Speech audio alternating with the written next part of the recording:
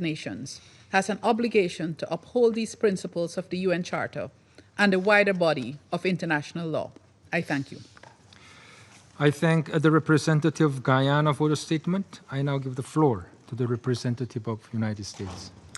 Thank you, Mr. President, and thank you, Undersecretary General Rosemary DiCarlo, for your briefing, and I welcome the participation of the Secretary of State of Poland. On September 10th, Russian military drones violated the airspace of Poland, a NATO member. The United States stands by our NATO allies in the face of these alarming airspace violations. The United States is consulting with Poland and our other NATO allies under Article 4 of the North Atlantic Treaty. And rest assured, we will defend every inch of NATO territory. This incident does not help the extraordinary efforts that the United States has undertaken in recent weeks to broker an end to the war.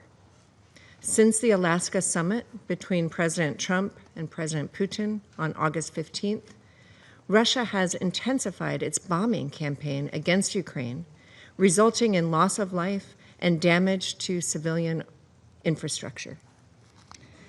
These actions, now with the addition of violating the airspace of a U.S. ally, intentionally or otherwise, show immense disrespect for good faith U.S. efforts to bring an end to this conflict.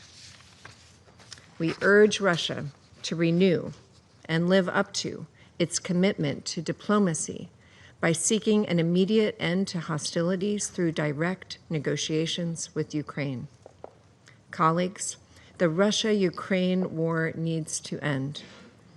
We cannot risk it escalating into a broader conflict. Russia must demonstrate its seriousness by taking immediate, concrete steps toward peace. I thank you. I thank the representative of the United States for the statement. I now give the floor to the representative of Somali. Thank you, Mr. President. I also thank USG DiCarlo for her comprehensive briefing on developments unfolding in the Eastern European region. The situation continues to be a great concern and carries serious implications for regional stability and international norms. The significant divergence in narratives underscores the urgency of the situation and the critical need for diplomacy and dialogue. The protection of civilian life and critical infrastructure must remain a paramount concern. Such incidents highlight the fragility and volatility in the region. They remind us of the fundamental principle enshrined in the international law and the United Nations Charter. We firmly maintain that there is no military solution to the ongoing war in the region. Continued escalations only serve to heighten tensions and undermine the prospects for durable peace. We believe that lasting solutions are found at the negotiating table, not through acts that can be interpreted as hostile. In this regard, we call upon all parties to exercise maximum restraint and to engage in earnest, substantive dialogue. A durable resolution will require a genuine commitment to de-escalation, confidence-building measures, and renewed focus on diplomatic efforts.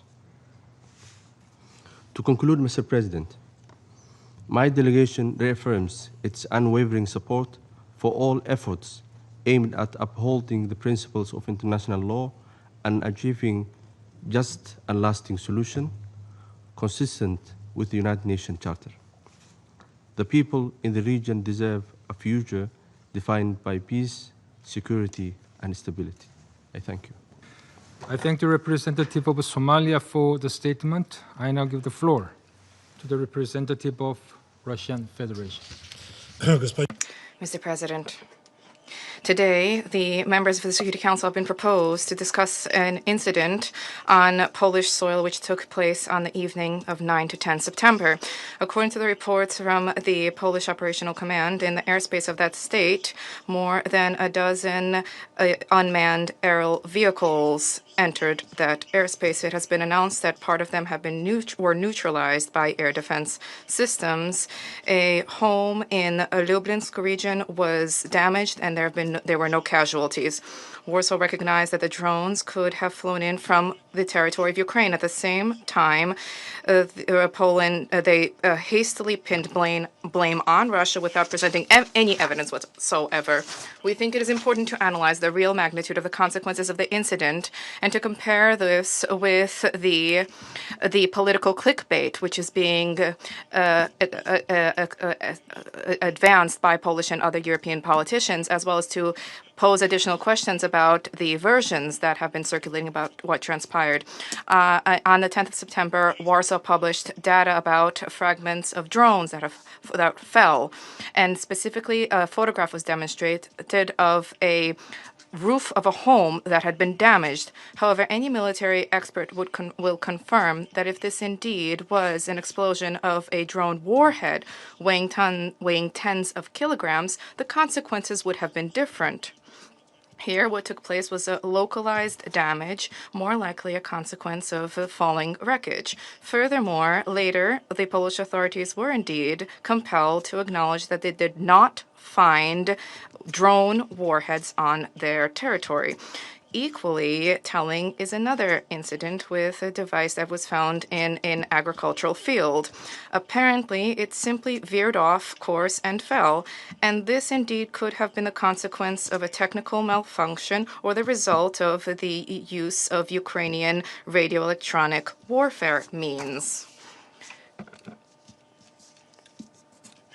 Now, turning to actions by the Russian Federation. On the 10th of September, that evening, the Russian armed forces carried out long-range, land-based, sea-based, and air-based high-precision weapon strikes, as well as drone strikes targeting military-industrial facilities on the territory of Ukraine, where there was manufacturing and maintenance facilities for armored and aviation equipment of the UAF, as well as engines and electronic parts for this. There were no targets marked on Polish territory. The maximum range of the drones used in this strike did not exceed 700 kilometers, which makes it physically impossible for them to have reached Polish territory. Despite the obvious baselessness of the allegations levied against us, in order to provide for comprehensive and objective elucidation of what took place, the Ministry of Defense of the Russian Federation expressed a willingness to engage in professional dialogue and consultations with the Ministry of Defense of Poland. The Russian Foreign Ministry, in turn, also stands ready to engage in this work if the Polish side indeed is interested in reducing tensions rather than fomenting tensions. We call upon Polish colleagues to take advantage of these proposals rather than engaging in megaphone diplomacy at multilateral platforms. We have already repeatedly stated that we are not interested in escalating tensions with Warsaw, and we repeat that today. What warrants separate mention is a constructive and responsible approach of the Belarusian side in the context of what transpired. The relevant organs of the Republic of Belarus, through the relevant mechanisms, promptly informed Polish colleagues about existing risks, having demonstrated a responsible approach and a willingness to engage in cooperation. This is a policy which is based on exchange of objective information, coordination of action, and it should serve as an example for a good faith conduct amid such incidents. Mr. President, unfortunately, the reaction to the incident in Polish and European political establishment and media outlets gives rise, under these circumstances, to significant questions. The head of EU diplomacy, Kaja Kallas, without having awaited official conclusions, rushed to make loud statements about the alleged deliberate violation of Polish airspace, advancing her favorite talking point about investments in European defense, that is, continuation of the militarization thereof. hysterical outbursts about the alleged aggression from the Russian Federation is also heard from other European capitals. This is all very similar to the information campaign, the goal of which is to maintain the level of external mobilization around Ukraine and to continue to egg on allies to continue to provide new and new weapons. In this vein, we would be well advised to recall the incident which occurred in Przewód in November 2022, when, as a result of the fall of a missile, 2 Polish citizens died. At that point, tensions were also being ignited. However, 1 year later, the General Prosecutor and Minister of Justice Zbigniew Zerbo recognized that both the launch location and the ownership of the missile were Ukrainian. And the former president of Poland, Andrzej Duda, in an interview with the journalist Bogdan Romanowski, recently explicitly recognized that at that point the Kiev regime was attempting to pressure Warsaw to levy accusations against Russia. According to him, this was a deliberate attempt to draw Poland and consequently NATO into an armed conflict. This candid comment from the Polish politician is an important recognition, which is not being quoted by European newspapers nor discussed in national parliaments, but we think it is important today to remind you of this. We are talking about a desire of Kiev to at all costs engage in the confrontation with Russia. More and more states. It is no secret that Ukraine has long been consistently attempting to expand the geography of the conflict with no regard for the consequences of such an escalation. The Polish authorities, for all of these years, in an anti-Russian frenzy, were willing to support any, regardless of how criminal, regardless of how reckless, any actions of the Kiev regime, and were eagerly indulging it, hoping to harm the Russian Federation using its hands. Unfortunately, the Polish authorities are not drawing any conclusions, and they're continuing to engage in a policy of escalation in Europe. For example, at the pretext of conducting a joint Russian-Belarusian exercises, the West Zapad 2025, the Polish authorities already announced the closure of the border with Belarus, and they announced the intention to deploy to that area up to 40,000 military personnel. Let us recall that our above-mentioned strategic exercises are defensive in nature. They do not pose any threat for any neighboring country. And the representatives of OSCE countries, including Poland, have been invited to observe them. However, the decision was taken, the border is closed, and the victims of this decision are ordinary citizens whose freedom of movement has been denied. In any conflict, when we are talking about provocations, the key question remains unchanged. Who does this benefit? The response here is obvious. All of this artificially blown up hysteria is beneficial exclusively to the head of the Kiev regime and the European Party of War, who are desperately trying to derail prospects for Ukrainian resolution, which began to take shape as a result of the Russian-US contacts in August. It is evident that Zelensky is now the main opponent to a political resolution of the Ukrainian crisis, which will uncover his illegitimacy. Without the conflict, the justification for the legal vacuum will disappear. This justification, which he is using to cling to power in circumvention of constitutional procedures, even according to the data of Ukrainian sociological centers, Zelensky's ratings are falling precipitously, as is the level of trust in him. In this context, the unabated military actions, hostilities, are a tool for political survival of the Ukrainian regime.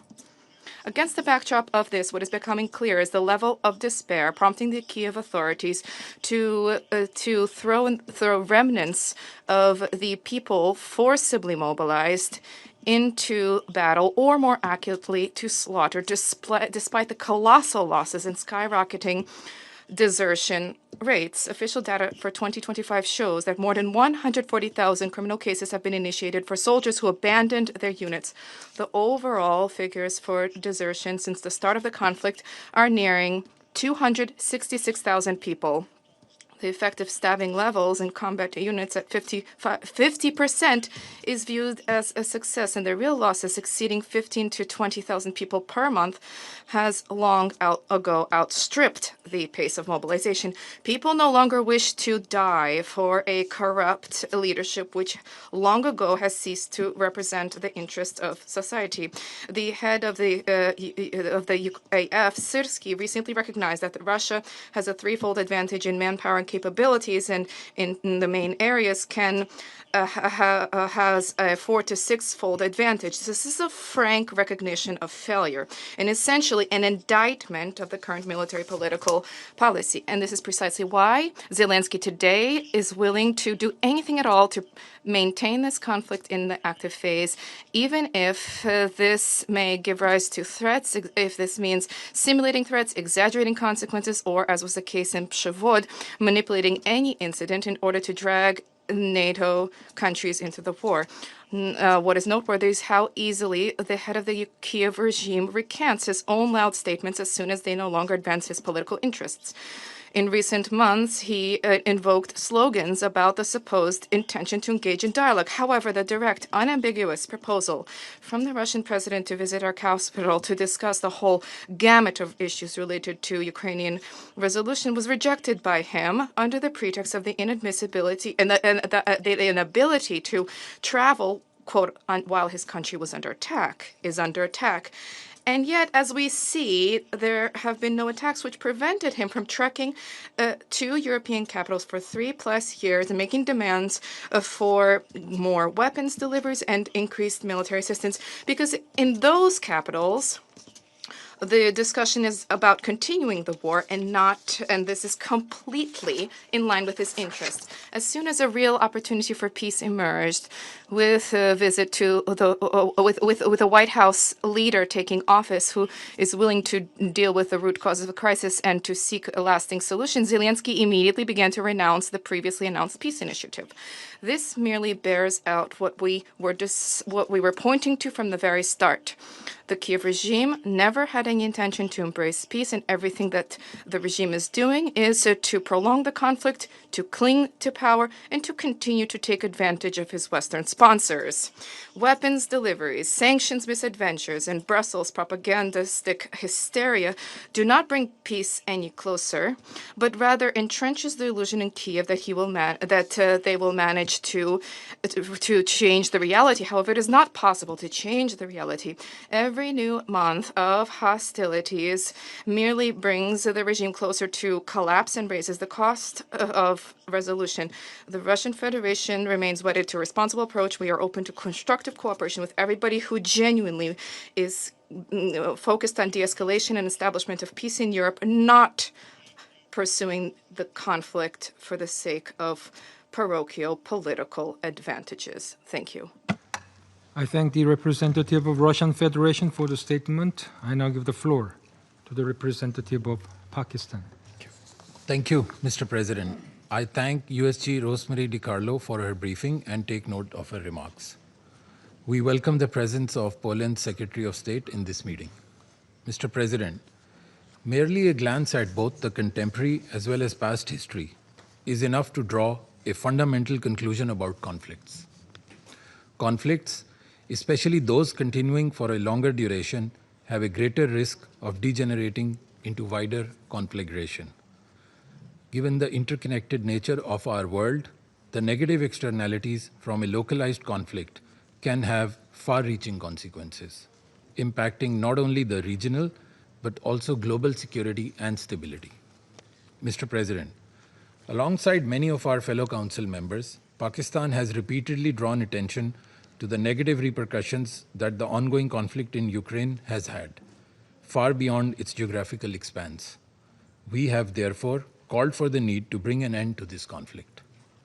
We take note of Poland's letter of 10th September addressed to this council, reporting violations of its airspace. Pakistan is an ardent proponent and adherent of the UN Charter and the principles contained therein. We firmly hold that sovereignty and territorial integrity of all member states is sacrosanct and must be respected.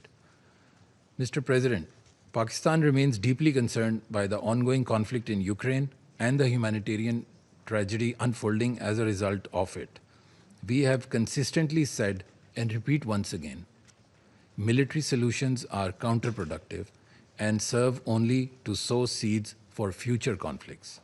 We are dismayed by the recent escalation in fighting and note with deep regret that diplomatic efforts to resolve the conflict have, thus far, remained inconclusive and without meaningful progress.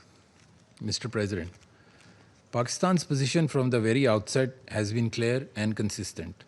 We have always called upon the parties to demonstrate restraint, scrupulously adhere to the international humanitarian law, make meaningful strides towards de-escalation, and give primacy to dialogue and diplomacy. We firmly believe that only a sincere and meaningful dialogue which addresses security concerns of all sides is anchored in the principles of UN Charter and international law and respects the relevant multilateral agreements can help secure peace, which is both just and enduring. Pakistan stands ready to support all regional and international efforts that pave the way for a peaceful resolution of this conflict. I thank you. I thank the representative of Pakistan for the statement. I now give the floor to the representative of Sierra Leone. Thank you, Mr. President. I also thank USG DiCarlo for her briefing. We welcome the participation of the Secretary of State of Poland in this meeting. Since the onset of this conflict, Sierra Leone has joined the international community in calling for its end, urging the parties to embrace diplomatic negotiations towards a ceasefire that prevents further death and suffering. The conflict has already taken tens of thousands of lives, caused mass displacement, and deprived millions of basic needs. Its destabilizing impact has been felt not only in Europe, but across the world. The recent reports of Russian drones entering airspace of Poland mark an alarming escalation. According to the letter from Poland's permanent representative, 19 drones launched from Russia and Belarusian territory violated Poland's airspace between 9th and 10th September, described rightly by Poland as an unprecedented violation of its sovereignty and territorial integrity. We note that in response, Poland invoked NATO's Article 4 and imposed new restrictions, including border closures with Belarus and the deployment of troops along its eastern flank. We also note that other states in the region have followed with airspace restrictions and heightened security measures. These actions underscore the gravity of the threat. They also remind us that the longer this war persists without a peaceful resolution, the more likely it will metastasize into a regional conflagration with consequences for global security. Mr. President, this event must be situated within a wider pattern: the ongoing erosion of international law and the weakening of the rules-based international legal order anchored in the UN Charter. The Charter enshrines the principles of sovereignty, territorial integrity, and the peaceful settlement of disputes. Article 2.3 obliges member states to resolve their disputes by peaceful means while refraining from the threat of use of force. Yet today, these principles are increasingly disregarded.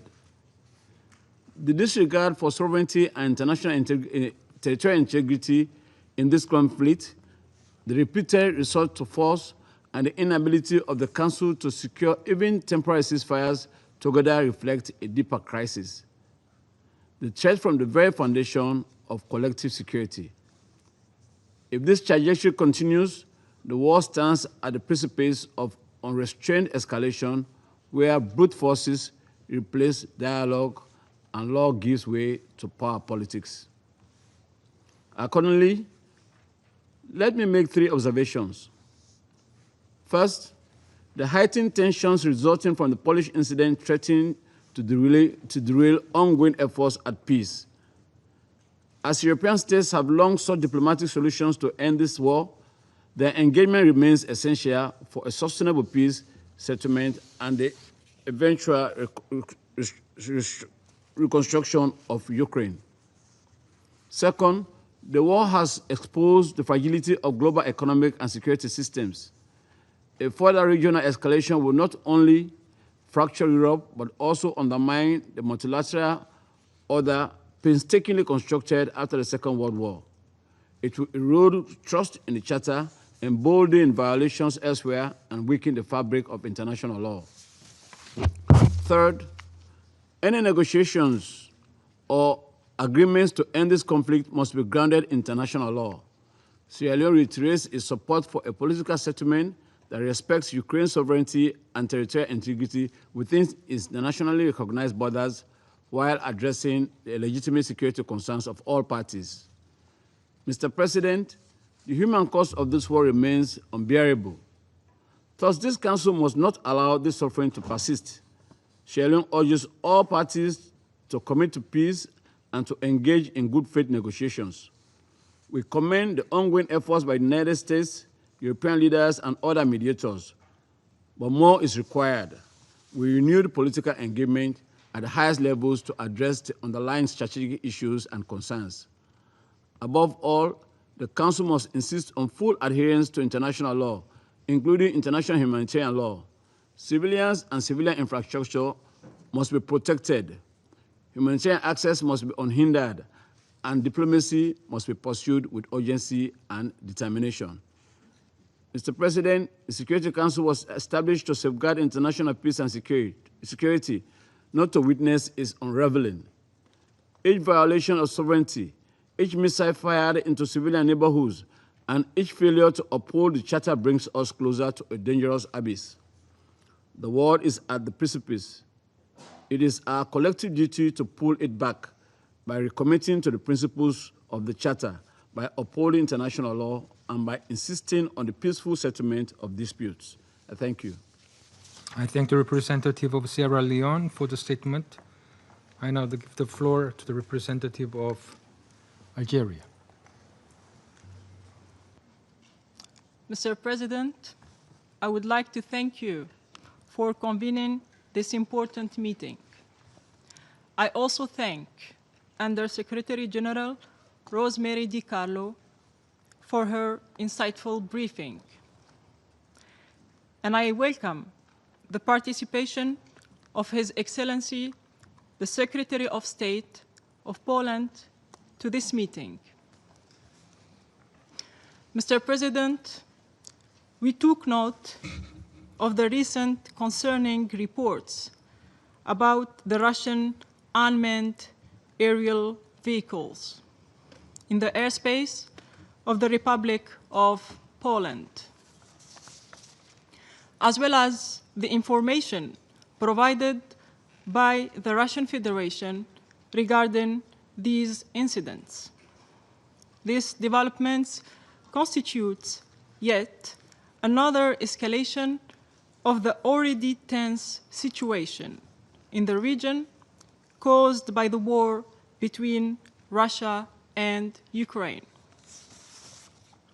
Algeria has, time and again, insisted on the need to avoid escalation and polarization in the region, so as to prevent any spread of the conflict. When the logic of confrontation has already shown its limits in bringing about peace, the recent diplomatic talks proved that dialogue could achieve what war couldn't in more than 3 years. Against this backdrop, I would like to highlight the following points. First, it is highly important to keep the momentum from recent diplomatic efforts and to avoid any escalation that could hinder ending the conflict between Russia and Ukraine and achieving peace and security in the region. Second, equally important, is to favor communication between the parties, aiming at establishing the facts surrounding these incidents and addressing their consequences. Last but not least, Algeria reiterates its call to prioritize restraint over escalation, dialogue over confrontation, and diplomacy above all. Tensions have reached unprecedented levels, and it is high time to achieve just and lasting peace in Ukraine and the entire region. I thank you. I thank the representative of Algeria for the statement. I now give the floor to the representative of Panama. Gracias, Presidente. Thank you, President. We're grateful for the briefing provided by Ms. Rosemary DiCarlo, Under-Secretary General for Political and Peacebuilding Affairs. We also recognize the participation of the Secretary of State of Poland, Mr. Posadzki, and the other delegations who are here with us this afternoon. We are meeting here today to address the grave incident that occurred over Poland's airspace in the context of the aggression against Ukraine. We think it is important for the circumstances of what happened to be urgently established, because at least 19 drones were registered in Poland's airspace during a period of some 7 hours. This undeniably constitutes a serious violation of the sovereignty and territorial integrity of Poland, this member state of this organization, and it is a worrying escalation and further destabilizes the region. Panama, in this context, wishes to reaffirm that multilateralism, preventive diplomacy, and dialogue with a view to upholding international law are the only legitimate way to prevent further escalation. This Council cannot overlook the fact that defending the sovereignty and territorial integrity of states is not an abstract ideal. Upholding these principles is rather a moral and legitimate obligation that underpins the international order, the rules-based order, and which protects peoples from the law of the strongest. Experience shows that war, when it is not stopped in time, can spread beyond its immediate borders, and it can drag the entire world into tragedy and sorrow. This collective memory should serve as a warning to us. We cannot allow the erosion of the principles of the United Nations Charter to lead us down this path once again. President, Panama reiterates its full support to the sovereignty, political independence, and territorial integrity of Poland, in line with the principles enshrined in the Charter. We also reiterate the urgent call to all parties involved to take measures to de-escalate the situation and to establish clear communication urgently in order to reduce risks and to avoid further regional destabilization. Thank you. I thank the representative of Panama for the statement. I shall now make a statement in my capacity as the representative of the Republic of Korea. I'd like to begin by thanking USG DiCarlo for the timely briefing. And I also welcome His Excellency, Mr. Marcin Posadzki, Secretary of State of Poland, to participate in this meeting. Colleagues, the recent drone incidents near Poland's eastern border is not an isolated event. Indeed, it is a stark reminder that the battlefield may no longer be confined to Ukraine. We have concerns that what we are seeing can lead to the horizontal expansion of an illegal war, spilling across borders, threatening the peace and security of neighboring states. We take note with particular alarm of Poland's account of this event, indicating that this was not accidental, but rather a deliberate and premeditated act. It would mark a dangerous turning point, where the war may no longer be contained, but spreading into Europe. Colleagues, let us recall, this war was illegal from the very beginning, launched in clear violation of the UN Charter, throughout the unlawful use of force. But what is more concerning is how its illegality has further deepened and metastasized in at least the three following ways. First, as this instance demonstrates, the unlawful use of force seems to be spreading geographically, pushing the front lines far beyond Ukraine and into sovereign territory of other nations. This is deeply destabilizing trend. Second, we continue to see systematic and indiscriminate attacks on civilians and civilian infrastructure in blatant violation of international humanitarian law. One instance from this week illustrates the human cost. Just this past Tuesday, a Russian glide bomb struck a site in Donetsk, killing 24 people. Many of them elderly Ukrainians, simply waiting in line to collect their monthly pensions. Third, the unexpected consequence of this war, the continuing military cooperation between Russia and the DPRK, which constitutes, again, a flagrant violation of Security Council resolutions and the direct threat to peace in both Europe and Asia. It must stop immediately. Colleagues, the Republic of Korea hopes that the political will led by the United States and supported by responsible members of the international community to bring an end to the war will not diminish. Before that common will is exhausted, we must allow today's meeting to serve not as just another record of outreach, but as a resounding wake-up call. I now resume my function as President of the Council.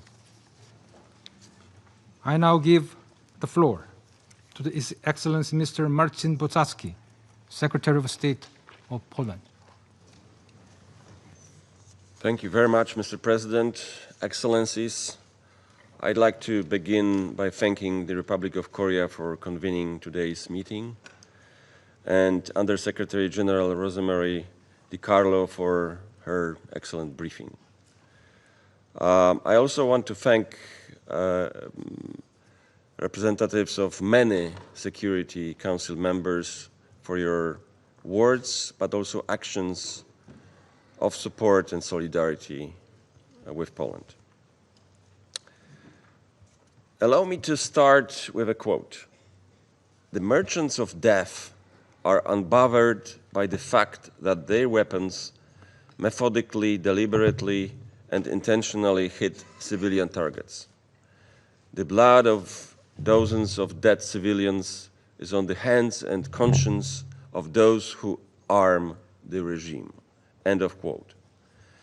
Thus spoke Sergei Lavrov, Russian Foreign Minister, here in this very room at the UN Security Council meeting on Ukraine a year ago. Russian officials have repeatedly accused others, primarily Ukraine and its allies, of engaging in terrorist attacks by using drones to target non-military infrastructure. The opposite is true. In fact, it is Russia that uses these weapons against civilians. Events in Poland just 2 days ago prove once again every Russian accusation eventually turns out to be a confession. Today, for the very first time in history, emergency meeting of UN Security Council was called upon a Polish request. We did that, we asked for that, to declare that the sky over Poland, my country, a sovereign state, has been deliberately violated by Russia.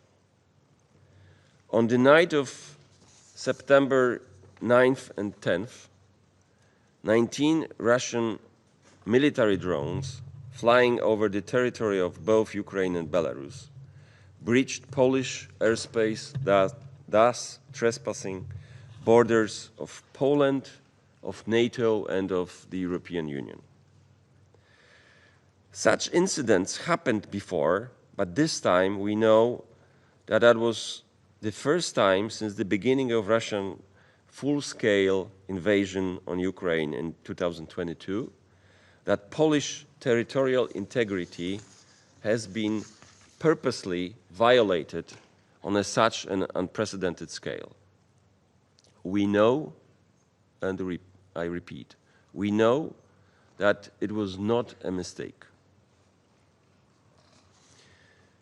Poland, together with allied Dutch, German, and Italian military forces, acted calmly, professionally, and decisively, executing our right to defend territorial integrity. The drones that threatened Polish citizens and critical infrastructure were shot down preemptively.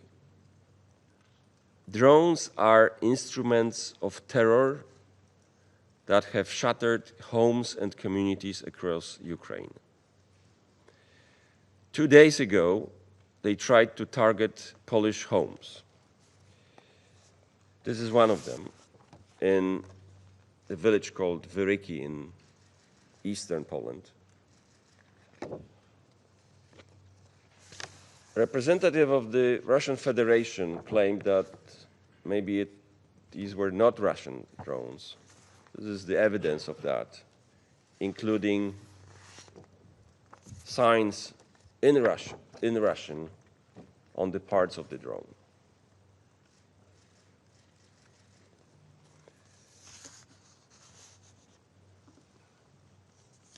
I don't want to spend too much of your precious time on the Orwellian or neo-Orwellian language of our Russian colleague, combined with blatant lies. But let me just draw your attention into one factor. He kept repeating that the reason of this, again, neo-Orwellian phrase,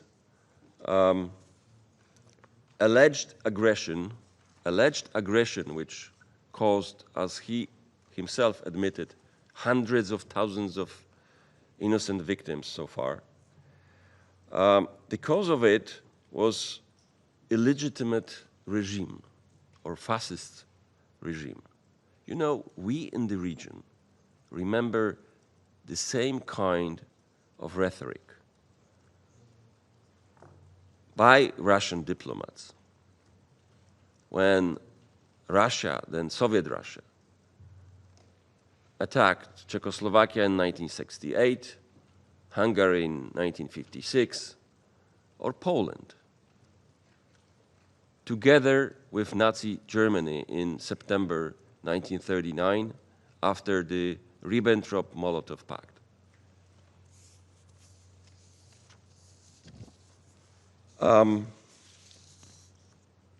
The fact is that in the region, among the neighbors of Russia, everybody is free, prosperous, and happy when there are no Russian troops on this country's soil.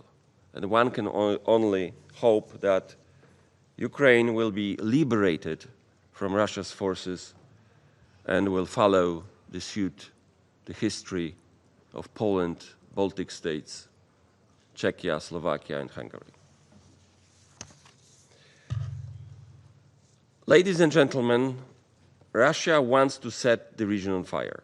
Here, in this chamber, sits a permanent member of Security Council as a judge in its own case, violating the UN Charter of which this very country should serve as defender and warrantor.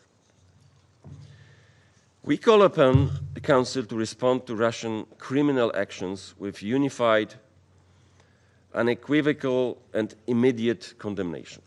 Condemnation that should serve as a critical preventive measure to de-escalate the situation and deter further acts of this kind. As for Russia, we expect to take full responsibility for this unjustified act, to fully explain the reasons for the intrusion, and to take all necessary measures so such incidents will not repeat in the future. One more important thought. You know, our Russian colleague called it possibly malfunction or mistake or coincidence. You know, once or twice it can be a coincidence or malfunction, but not 19 times, not 19 intrusions conducted within 7 hours. And not only those drones, those Russian military drones, flew through the airspace of Ukraine. They also, which your ally, President Lukashenko, admitted, were flown through Belarusian airspace.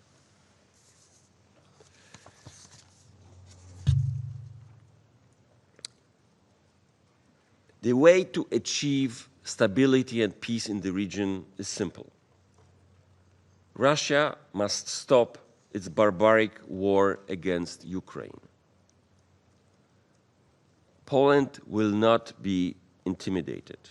Our resolve to stand with Ukraine and defend the principles of sovereignty and territorial integrity remains unwavering. Thank you all very much. I thank His Excellency Mr. Bosatsky for the statement. I now give the floor to the representative of Latvia. Thank you, Mr. President. I will speak on behalf of the Baltic states, Estonia, Lithuania, and my own country, Latvia. And I thank the Presidency of the Council for convening this meeting, and thank the USG DiCarlo for her briefing. In the early hours of 10th of September, Poland saw the largest number of Russian drones illegally entering its territory. The Baltic states condemn the violation of Poland's airspace, and we stand in full solidarity with our Polish allies. The Baltic states recall that this is neither a first time nor an isolated incident in our region. All Baltic states have had Russian assets enter our airspace illegally in the past year. Russia's reckless actions are most concerning for the overall security of the region. This is yet another escalation by a permanent member of the UN Security Council against sovereign territory of another state. Another test of the entire rules-based international order, a violation of the UN Charter, customary international law, as well as the fundamental principles of the Helsinki Final Act. There are concerns of further provocations as Russia and Belarus militarily exercises commenced today near our borders. Mr. President, the international response to the violation of the sovereign airspace of Poland has been swift, clear, and united. Russia's actions have been unequivocally condemned, and we urge that Russia fully respects the UN Charter, and we urge that Russia stops the violation of European airspace, that it stops the violation of international borders. The UN Charter is also clear. Countries have an inherent right of individual or collective self-defense if an armed attack occurs. And we will exercise the sovereign right and collective right to defend ourselves against any attacks. Mr. President, the violation of Poland's airspace is yet another call to the international community to remain vigilant. This also shows why we, the neighbors of Russia and Belarus, are the staunchest supporters of Ukraine. Our European global security is tied to the security of Ukraine. We all want peace in our neighborhood and along our borders, and Ukrainians want peace the most, as they are under constant attack and experience daily atrocities. Today's meeting, unfortunately, draws the same conclusions as during the Security Council meeting we had 2 weeks ago on Ukraine. These Russian actions are not of a country that seeks peace. Allow me to ask a question, a rhetorical one. How has Russia reacted to the global call towards just and lasting peace? What signals has Russia been sending while everyone is calling for a full and unconditional ceasefire? Let me just point out a few atrocities that have happened since the last time we met in this chamber. 2 Russian missiles hit and killed members of a Danish humanitarian demining team in Chernihiv region. Russia launched the largest aerial assault on Ukrainian cities with over 800 drones and missiles. It hit the Ukrainian government building with a missile. A Russian glide bomb killed more than 20 people, mostly elderly, waiting in line for their monthly pensions in Donetsk region. Are these actions indicating any readiness to stop the war and the killing of civilians? I don't think the answer. Are these actions indicating any readiness to stop the war and the killing of civilians? I don't think the answer is unclear. The violation of Poland's airspace is just yet another escalation, another violation of international law that Russia has made excuses for without changing action. This only strengthens our resolute support to Ukraine, its independence, sovereignty, and territorial integrity. And we call on the Security Council to fulfill its role, the primary responsibility for the maintenance of international peace and security, in accordance with the purposes and principles of the United Nations. And Russia must be stopped. It only understands peace if it is delivered through strength. And we are united both in support of Ukraine and the defense and security of our nations and our allies. I thank you. I thank the representative of Latvia for the statement. I now give the floor to the representative of Kingdom of the Netherlands. Thank you, Mr. President. I have the honor to speak on behalf of the Benelux countries, Belgium, Luxembourg, and my own country, the Kingdom of the Netherlands. And I would like to thank the Republic of Korea for convening this meeting and USG DiCarlo for her briefing. This week, Russian drones violated Polish airspace and therewith EU airspace, NATO airspace. Polish, Italian, and Dutch fighter aircraft succeeded in tracking and shooting down Russian drones over Poland. Benelux countries stand in solidarity with our Polish allies, and we remain ready to provide any further support. We condemn this violation of Polish airspace in the strongest possible terms. It is a reckless and dangerous act by the Russian Federation, risking further escalation. In doing so, Russia is violating the UN Charter and threatening the security of innocent citizens, regional stability, and international peace and security. This was not an isolated incident and cannot be ignored. This incident demonstrates that if Russia's aggression remains unchecked, it is bound to repeat itself. It also demonstrates Ukrainian and European security are closely interlinked. The actions by the Russian Federation have only strengthened our resolve. Benelux countries will continue to pursue coordinated military, humanitarian, and budget support to Ukraine in order to bolster its efforts to defend itself and rebuild the country. Benelux countries call upon all countries to actively support Ukraine in its fight to survive. Because it's not just about Ukraine or about Europe. We need to show that we take a stand against violations of internationally recognized borders and that we will protect the UN Charter. Aggression cannot become the new norm. This affects us all. We call upon the Russian Federation to fully comply with international law and the Charter, especially given its status as permanent member of this Council. Russia needs to stop its illegal aggression against Ukraine and its reckless behavior against Europe. The Russian Federation must demonstrate genuine political will to end its war of aggression and engage in constructive and meaningful negotiations.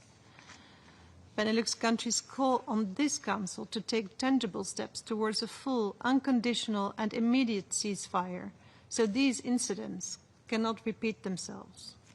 We will continue our active contribution to all efforts, bringing a comprehensive, just and lasting peace closer. I thank you. I thank the representative of the Kingdom of the Netherlands for the statement. I now give the floor to the representative of Belarus. Thank you, Mr. President. We thank the Undersecretary General for Political and Peacebuilding Affairs, Madame De Carlo, for a briefing. The Republic of Belarus has always based itself on the priority need for exclusively peaceful conflict resolution. We see no other ways to end the brutal confrontation other than through dialogue on the basis of mutual respect, trust, and equality of the parties. We welcome the current diplomatic initiatives which are geared towards facilitating direct negotiations. We trust that the results of the recent bilateral summit, the Russia-U.S. summit in Alaska, that this will generate tangible results for the peace process. In this connection, we note the efforts of the U.S. President to usher in a prompt resolution to the conflict. We have always stated, and we continue to emphasize, that it is important in principle to achieve a ceasefire and to move towards agreements with robust, categorical guarantees, both vis-à-vis Ukraine and vis-à-vis Russia. We regret that today during today's meeting, Poland accused Belarus of escalating the situation and disregarding international law. We repudiate any claims focused on us in connection with the incident of the breach of Polish airspace with drones on the night of 10 September. These accusations sound particularly baseless, given the fact that the Republic of Belarus was the first, possibly the only party to have informed the Polish side about the approach of drones. Belarus spoke at length about this topic. I merely wish to quote the head of General Staff, the First Deputy, the Defense Minister of the Republic of Belarus, made on 10 September, and I quote, "During the nighttime exchange of strikes by UAVs between the Russian Federation and Ukraine, the air defense forces and assets of the Republic of Belarus on duty continuously tracked the UAVs that had veered off course as a result of the impact of the party's electronic warfare assets. Some of the lost drones were destroyed by our country's air defense forces over the territory of the Republic. According to existing channels of engagement, during the period from 23 o'clock on 9 September to 4 o'clock on 10 September, our air defense forces and assets exchange information on the air and radio location situation with the Polish and Lithuanian air defense forces and assets. Thereby, we informed them of the approach of unknown drones approaching the territory of their country.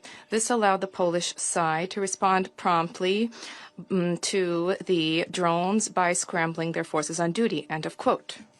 I would add that in this situation, the Republic of Belarus was completely transparent in its action and its readiness to promptly cooperate, having informed Poland well in advance, and we can state immediately, to the extent that this was possible. In response, we have been hearing unsubstantiated rhetoric and allegations against Poland.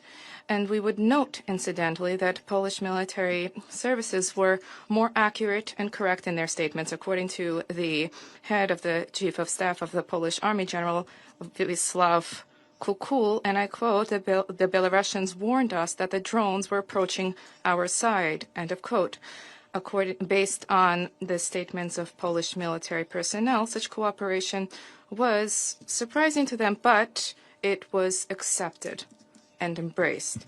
It is important to stress here that the Polish side informed the Belarusian air defense assets and forces about the approach towards the border of the Republic of Belarus of identified drones from Ukrainian territory. As was announced by the General Staff of the Republic of Belarus, the exchange of information about air activity is a critical component for security in the region as a whole and helps to establish confidence-building measures and to ensure security.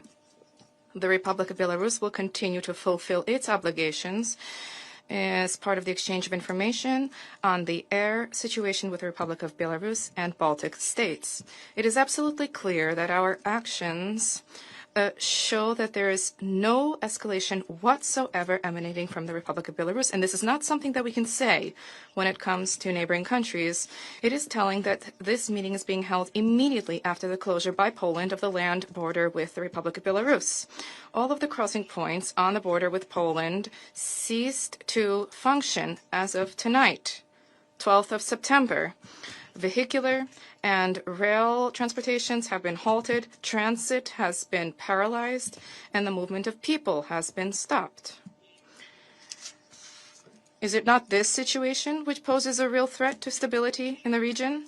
The decision of the Polish authorities to close the border with Belarus is an example of baseless steps taken against the people, against ordinary citizens, both in Belarus and Poland, as well as against foreign citizens. These actions create significant difficulties for the normal operations in international movement of people and goods, and is detrimental to many states, both in the East and in the West. This represents a blatant abuse of their geographical location, the privatization of the borders of the EU, EA-EU, the West, and the East. Such measures are building upon the policy of undermining relations with neighboring countries and further fueling escalation of tensions in the region, which creates risks to stability and predictability in international relations. The leadership of the United Nations and the European Union should issue a principled assessment of such action. We call upon the Security Council to consider this action and to duly respond. Instead of destabilizing rhetoric and conduct, we call upon all parties to revert back to constructive cooperation and dialogue. Once again, Belarus is committed to purely peaceful steps to resolve the confrontation. We stand ready to continue to facilitate mutually acceptable solutions to the conflict. Thank you. I thank the representative of Belarus for the statement. I now give the floor to His Excellency Mr. Stavros Lambrinidis, Head of the Delegation of the European Union to the United Nations. Thank you, Mr. President. I have the honor to deliver this statement on behalf of the European Union and its member states, the candidate countries North Macedonia, Montenegro, Albania, Ukraine, the Republic of Moldova, Bosnia and Herzegovina, and Georgia, as well as Iceland, Norway, Andorra, and Monaco, align themselves with this statement. Thank you, Mr. President, for the Presidency's readiness to convene this emergency meeting. Thank you to USG DiCarlo for briefing, and thank you as well to the State Secretary of Poland for his presence here today. Let me express, of course, my full solidarity with Poland, a member state of the European Union. Our leaders have been in constant contact with their Polish counterparts the past days, and we are offering support in protecting Poland's eastern border. The European Union condemns in the strongest terms the international violation of the airspace of one of our member states by Russian drones, which took place on 10 September. This is an aggressive and reckless act and part of a broader escalation by Russia. It threatens the security of EU citizens, regional stability, and international peace. Only 2 weeks ago, Russian missiles caused severe damage to the EU delegation in Kiev. And now, 19 of its drones have violated our airspace. It is the latest in a series of violations of EU member states' sovereign airspace that have occurred since 2022. And it only strengthens our resolve to support Ukraine and its people in their defense against Russia and in their pursuit of a comprehensive, just, and lasting peace. The EU underlines the importance of raising the costs for Moscow further. We will ramp up sanctions significantly on Russia and its enablers, and we will also work with our international partners to put pressure on Russia to end this war. The EU remains steadfast in supporting a comprehensive, just and lasting peace in Ukraine based on international law, including the UN Charter, which respects Ukraine's sovereignty, independence, and territorial integrity within its internationally recognized borders, and also respects Ukraine's inherent right to self-defense. Mr. President, it goes without saying that our resolve to support Ukraine and its people in their defense against Russia remains unwavering. Thank you. I thank His Excellency Mr. Lambrinis for his statement. I now give the floor to the representative of Ukraine. Mr. President, distinguished members of this Council, dear State Secretary Bosatsky, back in February this year, the Security Council adopted a very short resolution, 2774, imploring, and I quote, a swift end to the conflict and further urging a lasting peace between Ukraine and the Russian Federation. Let me remind you, Ukraine was not exactly thrilled with that text. We made no secret of our disappointment, but unlike Russia, that even though it voted in favor of that resolution and now does not give a damn about it, we do respect all the decisions of this Council, and we remain ready and committed to implement them. And yet, here we are, 201 days later, we all have to confess that peace has not come galloping toward us on a white horse. On the contrary, we are further away from peace than we have ever been. The human toll is catastrophic. Ukraine has suffered more civilian casualties over the last months than at any time since Russia's full-scale invasion began. And just 2 days ago, Moscow decided it was not enough to keep murdering Ukrainians. Russia is spreading this conflagration in Europe, launching now its deadly drones into Poland's airspace. Let me express Ukraine's full solidarity with the Polish people. We condemn this cynical provocation, this brazen attack. Let me also be clear, we fully share the assessment of Polish authorities that this was not a technical error, it was not a lost GPS signal, or any other fairy tales that we have heard today. It was a conscious decision. It was a conscious decision of Russia to cross yet another red line and test our patience, the patience of the international community. And it was a conscious decision of Russia to deliberately escalate this war. And if this escalation is left without a decisive reaction, Russia will not stop with Poland. Tomorrow, it could be drones or even missiles falling on Berlin, Paris, or London, and the day after, who knows, something might even accidentally cross the Atlantic. So today we face a choice. Does this Council continue to wait until hell freezes over before we act, or do we finally do what this Council was created to do? End once and again this bloody war before it destroys the entire planet. That is why the question of an immediate ceasefire is not an academic one. For months, Ukraine has been calling upon this Council to pass a resolution on a comprehensive and unconditional ceasefire. We cannot afford to sit here and wait for fair weather at sea while the storm rages, tearing our sails apart. It is the solemn duty of this Council to prevent this scenario before it is too late and to stop this madness before it swallows us all. By sending drones to Ukraine and now to Poland, our neighbor, Russia is not just mocking this Council, it is spitting in your face and yet we politely pretend that it is only raining. If this Council does not act, if it fails to stop this new phase of Russia's escalation, we are not talking about regional instability any longer.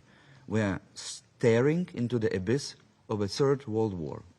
Colleagues, this Council should have imposed crashing sanctions on Russia no later than dawn on 21st of February 2022. Instead, we have allowed the arsonist in the Kremlin to keep the keys to the fire station.